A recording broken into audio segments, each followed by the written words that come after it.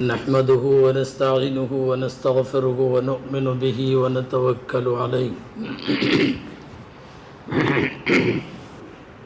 ونعوذ بالله من شرور أنفسنا ومن سيئات أعمالنا من يهده الله فلا مضل له ومن يضلل فلا هادي له ونشهد أن لا إله إلا الله وحده لا شريك له ونشهد أن سيدنا ونبينا مولانا محمدا عبده ورسوله أرسله بالحق بشيرا ونذيرا وداعيا إلى الله بإذنه وسراجا منيرا صلى الله وسلم وبارك على سيدنا محمد وعلى آله وأصحابه أجمعين أما بعد فقد قال الله عز وجل في كلامه القديم والفرقان الحميد أعوذ بالله من الشيطان الرجيم بسم الله الرحمن الرحيم يا أيها الذين آمنوا اتقوا الله حق تقاته ولا تموتن إلا وأنتم مسلمون أوصيكم عباد الله وإياي أولا بتقوى الله وطاعته وأحذركم كما أحذر نفسي من معصية الله ومخالفة أمره عز وجل. அளவற்ற அருளாளனும் நிகரற்ற அன்புடையோனுமாகிய எல்லாம் வல்ல அல்லாஹுவின் பெயரால் துவங்குகிறேன்.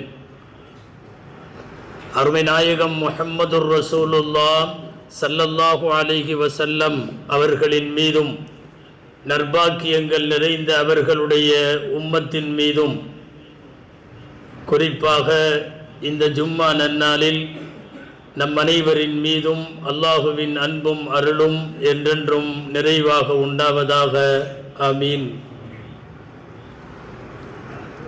அல்லாஹு ஜல்ல ஷானுஹு தஆலா அவனால் அனுப்பப்பட்ட நபிமார்களுக்கெல்லாம் மனைவிகளையும் சந்ததிகளையும் தந்ததாய் குர்ஆனில் குறிப்பிடுகிறான். வஜஅல்னா லஹும் அஸ்வாஜம் வதுர்ரியா, மனைவிமார்களை நாம் அவர்களுக்கு அளித்தோம், சந்ததிகளையும் கொடுத்தோம். வாழ்க்கையில் யாருக்கெல்லாம் அல்லாஹ் பிள்ளை செல்வங்கள் வழங்கினானோ, சந்ததிகளை கொடுத்தானோ, அவர்கள் எல்லாருக்குமான பெரிய கவலையும் இருக்க வேண்டிய சிந்தனையும் என்னவென்றால் சந்ததிகள் சரியாய் அமைய வேண்டும்.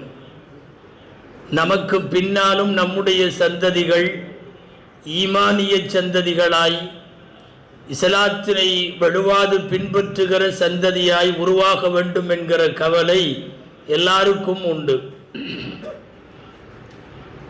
இறை நேசர்களான இறைவனுடைய நல்லடியார்கள் செய்கிற பிரார்த்தனைகளில் ஒன்று குர்ஆனில் இப்படி வருகிறது. நாமெல்லாம் அடிக்கடி அந்த பிரார்த்தனையை செய்கிறோம். ரப்பனா ஹப்லனா மின் அஸ்வாஜினா வ துர்ரியாத்தினா குர்ரத அயுன். யா அல்லாஹ், எங்கள் மனைவிகளிடமிருந்தும் சந்ததிகளிடமிருந்தும் எங்களுக்கு கண் குளிர்ச்சியை ஆக்கித்தா என்று அல்லாஹ்விடத்தில் கேட்கிறார்கள். சந்ததிகள் கண் குளிர்ச்சியாக அமைய வேண்டும் என்பது காசு பணங்கள் மூலமாக அல்ல, சொத்து சுகங்கள் மூலமாக அல்ல, நாம் விட்டு செல்லுகிற உலக ரீதியான இன்பங்களும் அல்ல. கண் குளிர்ச்சி என்பது சாலிகான சந்ததி அமையப்பெற வேண்டும் என்பதுதான் கண்குளிர்ச்சி என்று இங்கே குறிப்பிடப்படுகிறது. தப்சீறுகளில் குர்ரத்து ஐன், கண்குளிர்ச்சி என்கிற இந்த வார்த்தைக்கு விளக்கம் எழுதுகிற முஃபஸ்ஸிரீன்கள் சாலிகான குழந்தைகள் அமையப்பெறுவது என்று எழுதுகிறார்கள். எல்லாருக்கும் அந்த கவலை உண்டு. நமக்கு பின்னாலும் நம் சந்ததிகள் சரியாக வேண்டும். குறிப்பாக 40 வயது வந்துவிட்டால் தானாக ஒருவனுக்கு தன்னை பற்றிய சிந்தனையை விட சந்ததிகளை பற்றிய சிந்தனை வரும் என்று குர்ஆன் சொல்லுகிறது.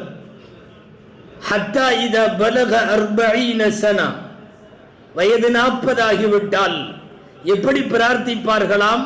பிரார்த்திக்கிற வரிசையில் அல்லாஹ் இந்த வார்த்தை சொல்லுகிறான், அஸ்லிஹ் லீ ஃபீ துர்ரியத்தி இன்னி துப்து இலைக வ இன்னி மினல் முஸ்லிமீன்.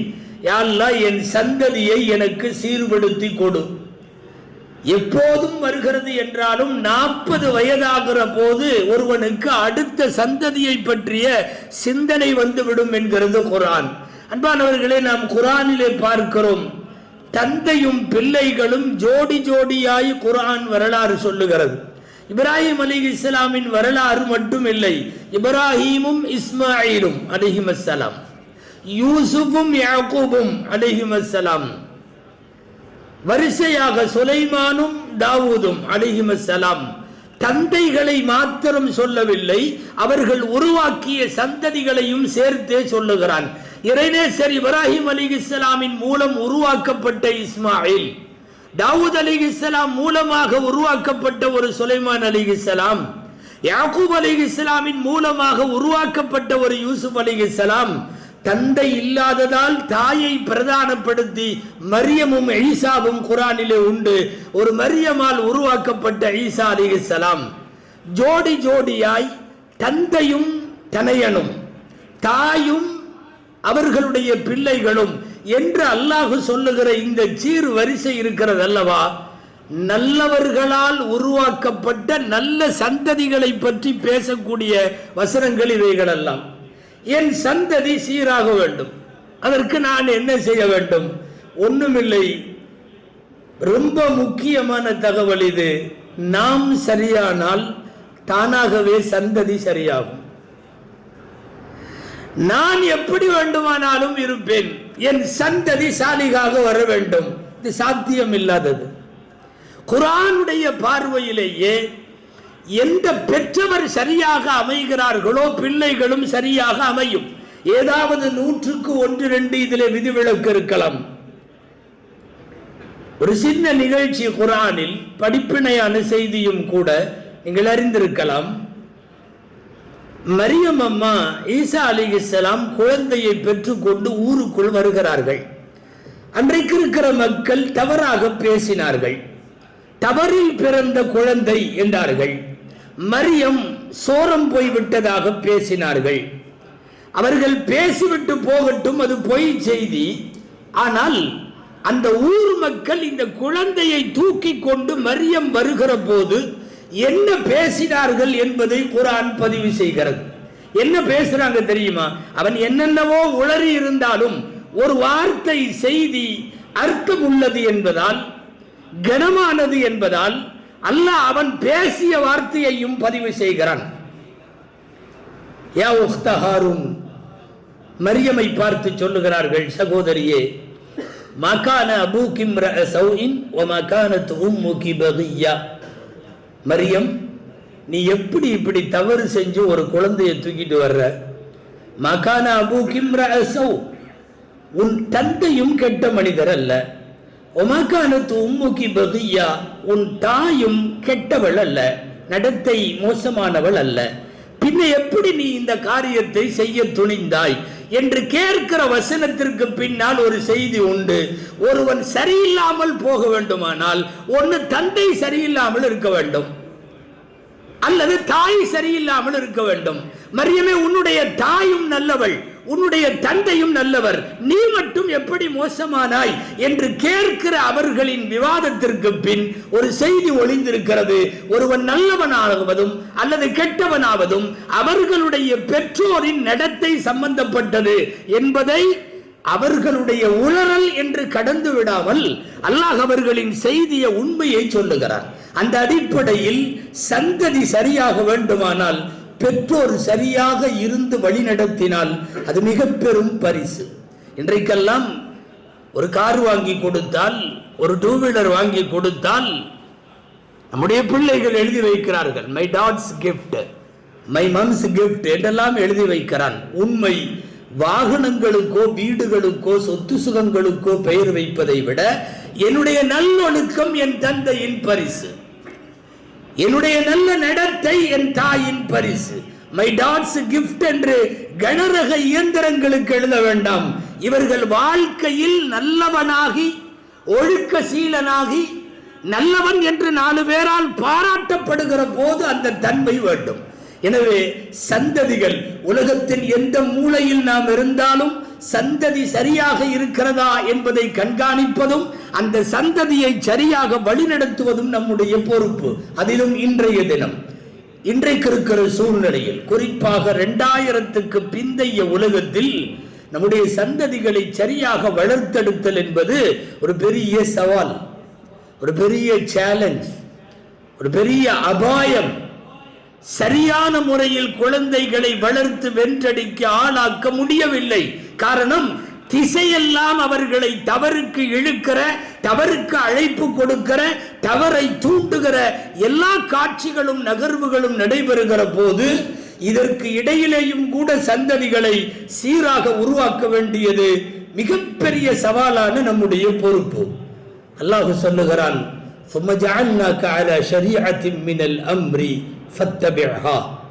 உங்களை ஒரு ஷரியத்தின் மீது நாம் அமைத்திருக்கிறோம், அந்த ஷரியத் சட்டங்களை மாத்திரம் பின்பற்றுங்கள். எந்த காலத்திலும் அறியாதவர்களின் மனோ இச்சைகளை பின்பற்ற வேண்டாம் என்று குர்ஆன் சொல்லுகிறது. உயிர் போனாலும் ஷரியத்திலே இருந்து பிரிய வேண்டும், ஷரியத்தை விட்டு தராமல் வாழ வேண்டும். இது அல் குர்ஆன் திரும்ப திரும்ப நமக்கு சொல்லித் தருகிற செய்தி. ஆனால் கால மாற்றத்தில், கால சிதைவில், நாகரிக மாற்றங்களில் புதிதாக இந்த உலகத்திற்குள்ளே வருகிற இஸ்லாத்திற்கு புறம்பான பழக்க வழக்கங்களில் நிறைய பேர், அல்லாஹ் பாதுகாக்க வேண்டும், ஈமானை இழக்கிறார்கள். கஷ்டம்தான் இந்த காலத்தில் ஈமானோடு ஒருவன் போராடி வாழ்வது என்பது. பிரபலமான ஒரு நபிமொழி நீங்கள் அறிந்திருக்க கூடும். நபிகள் நாயகம் ஸல்லல்லாஹு அலைஹி வஸல்லம் சொன்னார்கள், பின்னொரு காலம் வரும், அந்த காலத்தில் மார்க்க நெறிகளின்படி ஒருவன் வாழ முற்பட்டால் அப்படி முற்படுவது கையிலே தீப்பிழம்பை வைத்திருப்பதற்கு சமம். அஸ்ஸாபிரு ஃபீஹிம் அலா தீனிஹி கல் காபிதி அலல் ஜமர் சயஅதி அலன் நாஸி ஸமானுன்.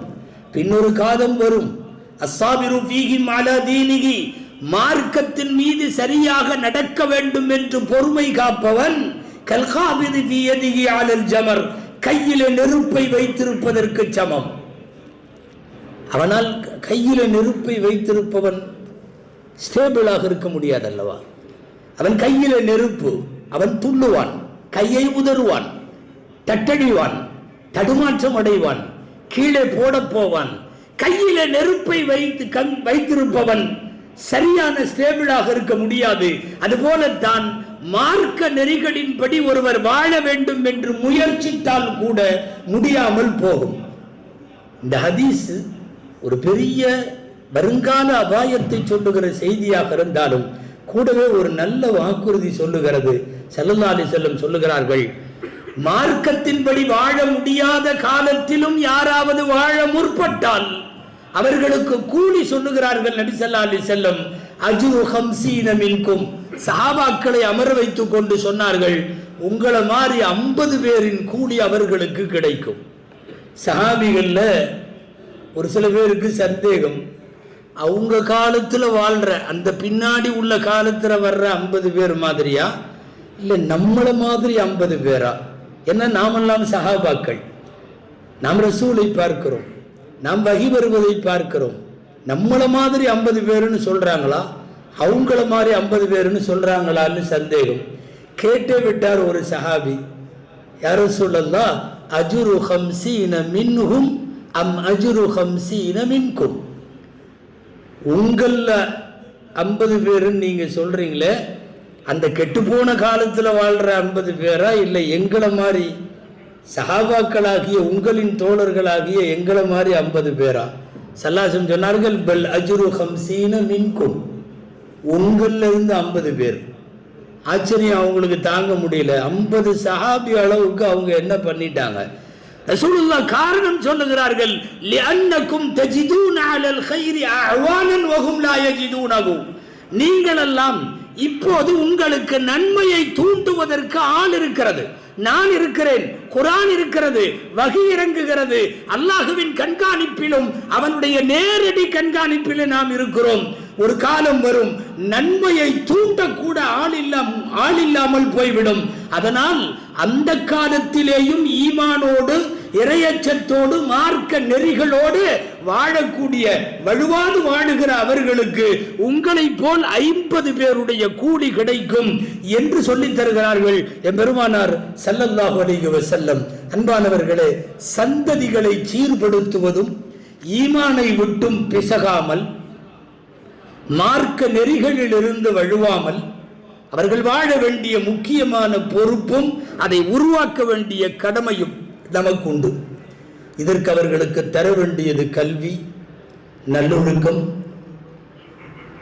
சிறந்த வாழ்வியல் பயிற்சிகள், இதுவெல்லாம் வழங்க வேண்டும். காலத்தினுடைய சிதைவுகளுக்கு ஆளாகாமல் கண்காணிக்க வேண்டிய பொறுப்பும் நமக்கெல்லாம் உண்டு. அந்த அடிப்படையில் குர்ஆன் சொல்லுகிறது, அஇது லஹும் மஸ்ததஅதும் மின் குவ்வா, முடிந்த அளவு உங்களால் சக்தியை சேகரித்துக் கொள்ளுங்கள்.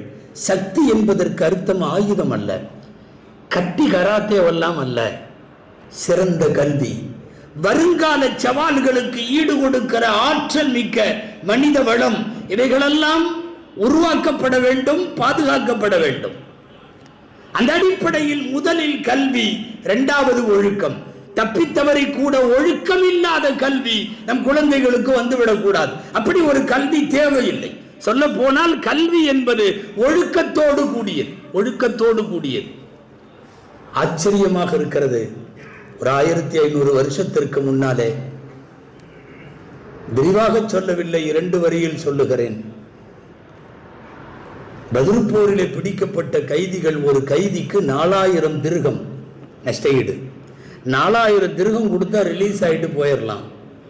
ஒரு ஆளுக்கு 4000 திர்ஹம் வாங்கினா 70 பேத்துக்கு ஏறத்தாழ அன்றைக்கு இருக்கிற முஸ்லிம்களின் பொருளாதார வறுமையை கலைந்து விடலாம். ஆனால் 4000 திர்ஹம் வேணாம், உங்களில் எழுத படிக்க தெரிஞ்ச கைதிகள்லாம் என் சமுதாயத்தில் உள்ள குழந்தைகளுக்கு எழுத படிக்கிறதுக்கு சொல்லி கொடுத்துட்டு நீங்கள் ரிலீஸ் ஆயிருங்க, எனக்கு 4000 வேண்டாம், என் சமுதாயத்திற்கு கல்வி வேண்டும் என்று ஒரு 1400 வருஷத்திற்கு முன்னாலே தூர நோக்கத்தோடு சிந்தித்த நபிகள் நாயகம் ஸல்லல்லாஹு அலைஹி வஸல்லம் அவர்களினுடைய தீட்சணியத்தை, தூர நோக்கை இன்றைக்கு யோசித்தாலும் சிலிர்க்கிறது. கையில பணம் வேண்டுமா? இல்லை, வேண்டாம், என் சமுதாயத்திற்கு கல்வி வேண்டும். இது ஒரு தூரமான சிந்தனை. இந்த சிந்தனை இன்றைய காலத்திற்கு நிச்சயமாக தேவை. ஹிக்மத்து தால்லத்துல் முஃமின் ஐனமா வஜதஹா அஹதஹா ஃபஹுவ அஹக்கு பிஹா. கல்வி என்பது காணாமல் போன ஒட்டகம். எங்கு கிடைத்தாலும் ஒரு முஸ்லிம் அந்த கல்வியை பெற வேண்டும். எங்கு கிடைத்தாலும் கல்வியிலும் ஒழுக்கத்திலும் மேம்பட்ட சமுதாயத்தை சந்ததியாக உருவாக்கிவிட்டால் எந்த கவலையும் நமக்கு தேவையில்லை. ஆனால் இன்றைக்கு அது முடியாது என்கிற அளவுக்கு சூழ்நிலைகள், குறிப்பாக ஆன்லைன் வருகைக்கு பின்னால், ஆன்லைன் அடிக்டுகளாக நம்முடைய பிள்ளைகள் மாறி போனதற்கு பின்னால் கல்வியும் கனவாகி விடுகிறது. நல்லொழுக்கம் மிக மோசமாக பாதிக்கப்பட்டிருக்கிறது. இன்னைக்கு இருக்கிற சந்ததிகள்கிட்ட மிகப்பெரிய வருத்தம், பல்வேறு வருத்தம். ஒன்று என்னன்னா, எலக்ட்ரானிக் மீடியாக்களுக்கு கீழே ஒரு நாளைக்கு 6 மணி நேரம் சராசரியா, நான் இந்தியாவை வைத்து சொல்லுகிறேன், சராசரியா 6 மணி நேரம் குழந்தைகள் ஆன்லைன்ல, கேம்ல, எலக்ட்ரானிக் மீடியாக்கள்ல அடிக்டாக இருக்கிறார்கள் என்கிற செய்தி அவர்களினுடைய வருங்காலத்தை குறித்தும் நல்லொழுக்கத்தை குறித்தும் பெரிய கேள்விக்குறியை நம் முன்னாலே வைக்கிறது. இரண்டாவது செய்தி, நம்ம எல்லோர் வீட்டிலும் பிள்ளைகள் இருப்பதால் சொல்லுகிறேன், வயதுக்கு மீறிய முதிர்ச்சி இன்றைக்கு வந்திருக்கிறது. அது ஒரு பேராபத்து. ஒரு 14 வயதில் ஒரு பையனுக்கோ பெண்ணுக்கோ தெரிய வேண்டிய விஷயமெல்லாம் அவன் 8 வயதிலேயே தெரிந்து கொள்ளுகிறான் என்றால் அது சமூகத்திற்கு நல்லதல்ல. இன்னைக்கு நடப்பது, ரொம்பவும் சமூக அக்கறை உள்ளவர்கள் பயப்படுவது என்ன தெரியுமா? வயதுக்கு மீறிய முதிர்ச்சியை இன்னைக்கு குறிப்பாக 2000களுக்கு பின்னாலே உள்ள குழந்தைகள், ஆன்லைன் சில்ட்ரன்ஸ் என்று சொல்லுகிறோமே, இந்த இணையதளத்தின் அடிமைகளாய் மாறிப்போன பிள்ளைகள். அன்பானவர்களை, பெற்றோர்களாக நாம் அவர்களை கண்காணிக்க வேண்டிய கடமை நமக்கு உண்டு. நீ சாப்பிட்டையா என்று கேட்கிற கேள்விக்கு பின்னால், நீ தூங்கனையா, உனக்கு என்ன வேணும் என்று கேட்கிற கேள்விகள் மாத்திரம் ஒரு கடமை அல்ல பெற்றவன் மீது. அதையும் தாண்டி அவன் எங்கு போகிறான், அவன் என்ன பார்க்கிறான், அவன் யாருடைய தொடர்பில் இருக்கிறான், அவனுடைய சர்ச் என்ஜின் எந்த மாதிரி இருக்கிறது என்பதெல்லாம் கூட பெற்றோர்களின் கண்காணிப்புக்குள், கட்டுப்பாட்டுக்குள் வர வேண்டும். இல்லாவிட்டால் வருங்காலத்தில் அந்த குழந்தைகளை நாம் இழக்க வேண்டிய அபாயம் ஏற்படும். இன்றைக்கு ஐஏடி என்று சொல்லுகிறார்கள் உளவியல் வல்லுநர்கள், மனோவியல் நிபுணர்கள் சொல்லுகிறார்கள், பெரிய வியாதியாக இன்றைக்கு அடுத்த சந்ததியிட்ட பரவி இருக்கிறது ஐஏடின்றா, இன்டர்நெட் அடிக்ஷன் டிசார்டர் என்றதற்கு பெயர். முழுக்க முழுக்க இணையதளத்திற்கு, சமூக வலைத்தளங்களுக்கு, மொபைல்களுக்கு, இவைகளுக்கெல்லாம் அடிமையாகி போய்விடுகிற அடுத்த சந்ததி. இன்னைக்கு இருக்கிற 40-50 வயசுக்காரர்கள் கூட அடிமையாக இருக்கிறார்கள், இல்லை என்றில்லை. ஆனால் நாளைய தலைமுறை இதைவிட மோசமாக இருக்கிறது. கண்காணிப்பு வளையத்திற்குள்ளாக ஆன்லைனுடைய கட்டுப்பாடும் கண்காணிப்பும் பெற்றோரால் செலுத்தப்பட வேண்டும். மிக முக்கியமாக நாம் எதிர்வரும் சந்ததிக்கு எச்சரிக்கையோடு அவர்களை அடுத்த கட்டத்திற்கு நகர்த்த வேண்டிய சூழ்நிலையில் இருக்கிறோம்.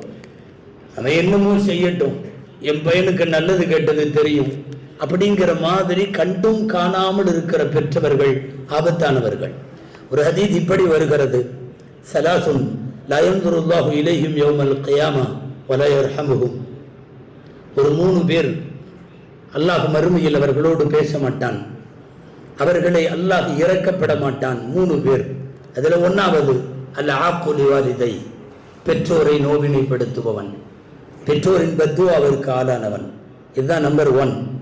நம்பர் 2 அல் மர்அத்துல் முத்தரஜ்ஜிலா, ஆணை போல தன்னை பாவித்து அனைத்து அதிகாரத்தையும் எடுத்துக் கொள்ளுகிற பெண். இப்படிப்பட்ட பெண்கள் சமீப காலத்தில் அதிகம். ஒரு குடும்பத்தில் முடிவெடுக்கிற இடத்தில் ஆண் இல்லை, எல்லாரையும் கட்டுப்படுத்துகிற இடத்தில் ஆண் இல்லை. அல் குர்ஆன் ஆண்களை கவ்வாம், நிர்வாகி என்று சொல்லுகிறது. ஒரு குடும்பத்தில் எல்லா நிர்வாக பொறுப்பையும் தன் கையில் வைத்துக் கொண்டு குடும்பத்தின் அதிகாரம் அனைத்தையும் தன் கையில் வைத்திருக்கக்கூடிய பெண், இதை அல் மர்அத்துல் முத்தரஜ்ஜிலா என்பார்கள். ஆணை போல் அதிகாரம் எடுத்துக் கொள்ளுகிற பெண். இந்த பெண் 2வது. அல் ஆக்குலி வாலிதை வல் மர்அத்துல் முத்தரஜ்ஜிலா 3வது வத்தையூஸ். அரபியில் ஒரு வார்த்தை தையூஸ், என்ன அர்த்தம் தெரியுமா? தன் கட்டுப்பாட்டில் இருப்பவர்களின் கெட்ட செயல்களை கண்டும் காணாமல் போபவன், தையூஸ் என்று அர்த்தம்.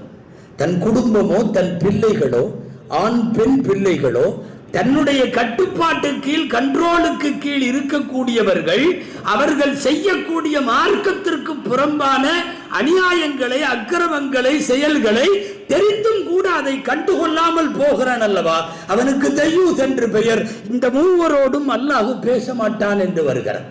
அன்பானவர்களே, சந்ததிகளின் கவலையும் அவர்களை வருங்காலத்தில் உருவாக்க வேண்டிய பொறுப்பும் நம்முடையது. நீங்கள் என்ன கொடுப்பீர்களோ இல்லையோ, என்ன சொத்து சேர்ப்பீர்களோ இல்லையோ, நாளைய உலகத்தில் அவன் வாழ்விற்கும் வயிற்று பசிக்கும் வாழ்வாதாரத்திற்கும் என்ன சேமித்து வைப்பீர்களோ இல்லையோ, நீங்கள் கொடுக்க வேண்டிய உயர்ந்த சொத்து தீனுல் இஸ்லாம். அவன் வளர்ந்து ஆளாகி மாப்பிள்ளையாகிறான். ஒரு நல்ல மாப்பிள்ளைக்கு மார்க்கம், குறிப்பாக நபிகள் ஸல்லல்லாஹு அலைஹி வஸல்லம் ஒரு அளவுகோல், ஒரு ஸ்கேல் சொல்லுகிறார்கள். என்ன தெரியுமா? தீனஹு வ குலுகஹு. யாராவது ஒரு நல்ல மாப்பிள்ளைக்கு அடையாளம் என்னன்னு கேட்டா, நபிகள் ஸல்லல்லாஹு அலைஹி வஸல்லம் சொல்லுவது 2 அடையாளம். ஒன்னு தீன் இருக்க வேண்டும், இன்னொன்னு குலுக், நற்குணம் இருக்க வேண்டும். இந்த 2 இருந்துச்சுன்னா பொண்ணு கொடுத்துருங்க. அவனுடைய ஃபினான்சியல் பேக்ரவுண்டு, அவனுடைய ஃபேமிலி பேக்ரவுண்டு, அவனுடைய இருப்பு, பேங்க் பேலன்ஸ், அவனுடைய ப்ராப்பர்ட்டி, எல்லாத்துக்கும் மேலா கவனிக்க வேண்டிய முதல் 2 அம்சம், இதா கதப்தும் இலைக்கும் மன் தர்லவுன தீனஹு வ குலுகஹு, இதா கதப இலைக்கும், உங்களிடத்தில் பெண் கேட்டால் யார் தீனும் குலுக்கும், மார்க்கமும் குணமும் உள்ளவர்கள் பெண் கேட்டால் ஃபஸவ்விஜு, கல்யாணம் முடிச்சு கொடுத்துருங்க. நல்ல மாப்பிள்ளை யாருன்னா தீன் வேண்டும், குலுக்கு வேண்டும். சரி, நல்ல பெண், நான் பெண் மக்களை வீட்டிலே வளர்க்கிறேன், நல்ல பெண், சமுதாயத்திற்கு ரசூலுல்லாஹ் சொல்லுகிறார்கள் ஃபத்ஃபர் பிதாத்தி தீன், மார்க்கம் உள்ள மணப்பெண்ணை கல்யாணம் பண்ணிக்கோ. மீதி எல்லா தகுதிகளும் அப்புறம், அவர்களின் பரம்பரை, குடும்பம், அழகு, அந்தஸ்து எல்லாம் அப்புறம். நல்ல பெண் என்றாலும் மார்க்கம் வேண்டுமாம், நல்ல மாப்பிள்ளை என்றாலும் மார்க்கம் வேண்டுமாம். அப்படியானால் உங்கள் வீட்டிலே வளருபவர்கள் தான் நாளைய மாப்பிள்ளைகள், உங்கள் வீட்டிலே வளருபவர்கள் தான் நாளைய பெண்கள், மணப்பெண்கள். என்ன கொடுக்கிறோமோ இல்லையோ மார்க்கம் அவர்களுக்கு தர வேண்டும். கடைசியாய் ஒரு செய்தி, எம்பெருமானார் முஹம்மது ஸல்லல்லாஹு அலைஹி வஸல்லம் யாருக்கெல்லாம் அல்லாஹ் பிள்ளைகள் வழங்கினானோ, ஆண் பிள்ளையோ பெண் பிள்ளையோ இரண்டுமோ யாருக்கு வழங்கி இருந்தாலும் ஸல்லல்லாஹு அலைஹி வஸல்லம் சொல்லுகிறார்கள், நீ மௌத்தாகி போகிற போது யாரை விட்டுட்டு போகணும் தெரியுமா? வலதுன் சாலிஹுன் யதுஉ லஹு, நீ போன பின்னாலும் உனக்காக துஆ செய்கிற பிள்ளைகள் வேண்டும். யா அல்லாஹ், என் தகப்பனாரை நீ பொருந்திக்கொள், என் தகப்பனாருக்கு சுபனம் கொடு என்று இறைவனிடத்திலே கையேந்துகிற பிள்ளைகள் உருவானால் நீ வாழ்ந்ததற்கான நல்ல சாட்சி அது, நீ உருவாக்கி இருக்கிறாய் என்பதற்கான நல்ல சாட்சி அது. எனவே காசு பணங்கள் மாத்திரம் அனுப்பி வைப்பதும் அவர்களுக்கு செலவழிக்க கொடுப்பதும் மாத்திரம் ஒரு தந்தையின் கடமை என்று வேண்டாம். எல்லாவற்றிற்கும் மேலாக கல்வி தாருங்கள், ஒழுக்கத்தோடு தாருங்கள்.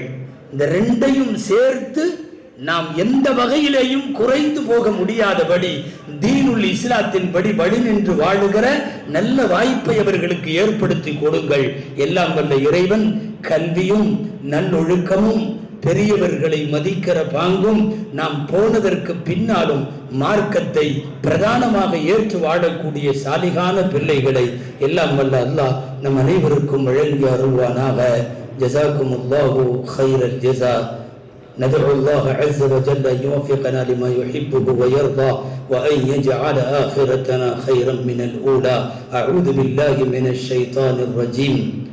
رب اجعلني مقيم الصلاة ومن ذريتي. بارك الله لنا ولكم بالقرآن العظيم ونفعنا وإياكم بالآيات والذكر الحكيم. إنه تعالى جواد كريم ملك قديم بر رؤوف رحيم ورب حليم.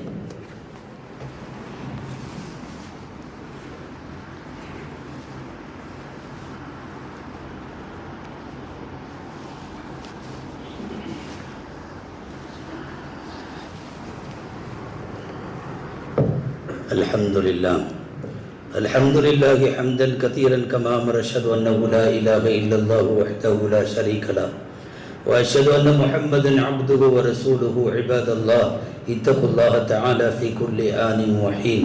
أعوذ بالله من الشيطان الرجيم.